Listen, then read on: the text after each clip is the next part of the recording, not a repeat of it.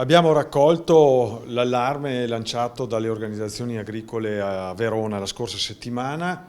È un allarme davvero di proporzioni gigantesche, si parla di oltre 160 milioni di danni alla produzione agricola. E quindi abbiamo bisogno che tutta l'Assemblea regionale prenda consapevolezza di quello che sta succedendo e che la Regione metta in campo delle azioni forti di contrasto alla cimice asiatica e ai cambiamenti climatici che sono tra i maggiori responsabili.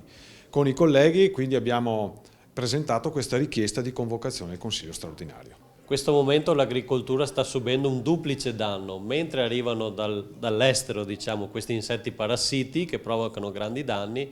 Qui da noi stiamo perdendo invece gli insetti utili, quelli che invece danno valore aggiunto all'agricoltura. Parlo soprattutto degli insetti impollinatori come le api, ma anche di quegli insetti sul terreno che, decomponendo la materia organica, vanno ad arricchire appunto il nostro terreno di sostanze utili. Questo duplice, diciamo, danno all'agricoltura deriva anche da un uso sconsiderato molto spesso della chimica. Ecco, sulla cimice asiatica io mi auguro che prevalga l'approccio di contrasto biologico con gli insetti antagonisti e non che si vada ad aggravare questa situazione che sta portando appunto questi danni all'interno del Veneto e alle nostre imprese agricole. Mentre altre assemblee legislative in altre regioni hanno preso a cuore il tema posto dalle associazioni di categoria del mondo dell'agricoltura, qui siamo costretti come consiglieri di opposizione a convocare il Consiglio regionale per la disattenzione della Giunta Zaia attorno a questo problema della cimice.